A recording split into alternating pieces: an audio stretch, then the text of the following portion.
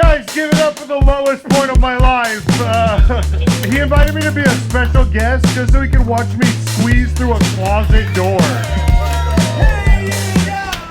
Alright, so this next comic, he's not here for the open mic. He's actually here to do a feature set.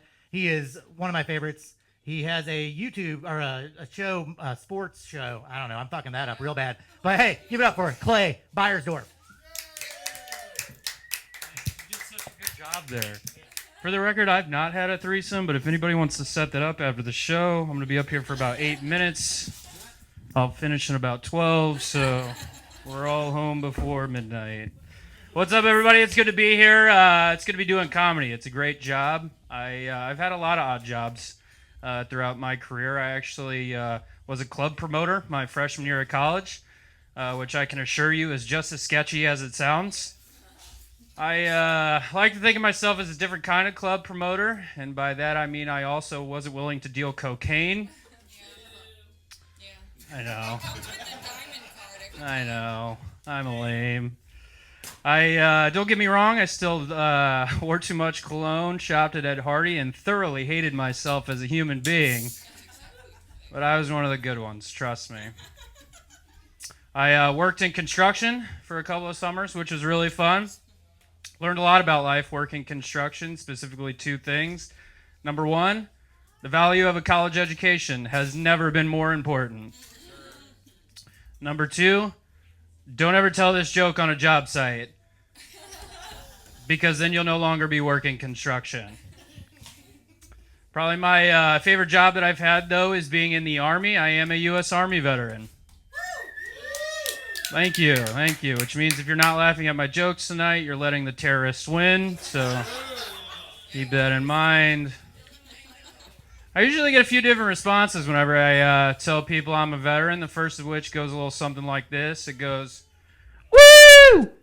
Hell yeah, brother! These colors don't run. Mountain Dew is the best soda ever." Which is like, where's the lie in that statement, right? Mountain Dew rocks. It'll go that, or it'll go something like this. It'll go, "You fat fascist warmongering pig," which, I think is a really unfair characterization of my weight.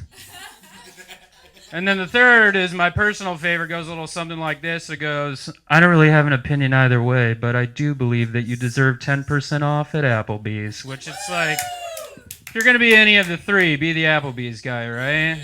Nobody hates Applebee's guy. Applebee's guy isn't partisan. He's eating good for the whole neighborhood.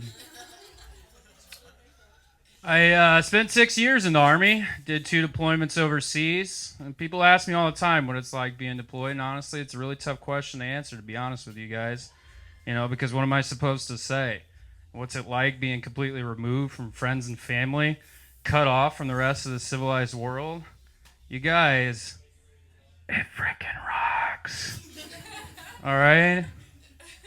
You know how much stuff I got out of whenever I was deployed? Sure, there's the whole terrorism thing, but you know what doesn't suck? Not having to mow the grass. Because there was none. Not having to sit in traffic. Because there was none. Not having to talk to my dad.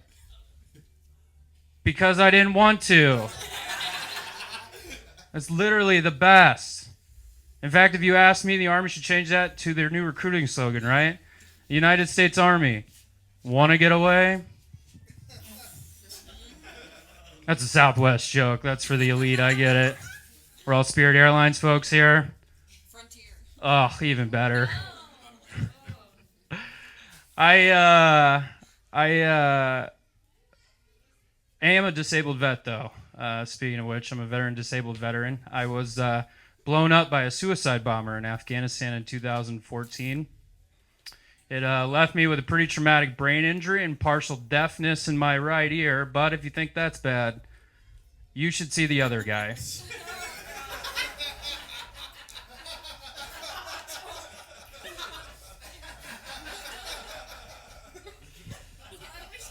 I'm just glad you guys got that joke. Sometimes it could bomb harder than he did. Speaking of bombing, bombed a few weeks ago at another show, so it's good to hear a few laughs tonight here in Harry Potter's basement.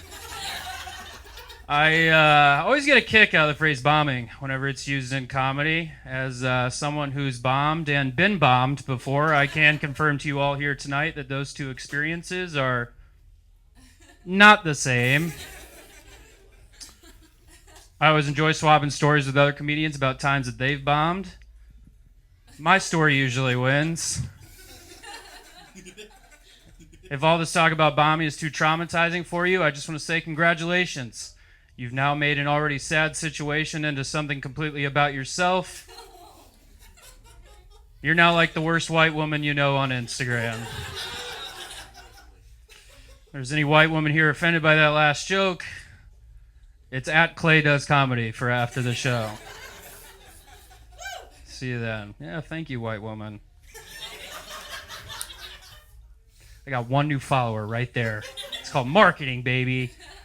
I am a disabled vet, though. Now, you're probably asking yourself, like, what's your disability, Clay? I'm not like one of those vets that you may catch out in public who's missing a leg, possibly an arm. And the really cool guys would be wearing an eye patch. That person may also be a pirate, so proceed with caution if you do decide to engage. No, I stand. I suffer. I suffer from a little thing called PTSD. If you are unfamiliar with what that is, it's called an acronym. Stands for post-traumatic stress disorder, or what I like to refer to as a pretty tight sickness, dude.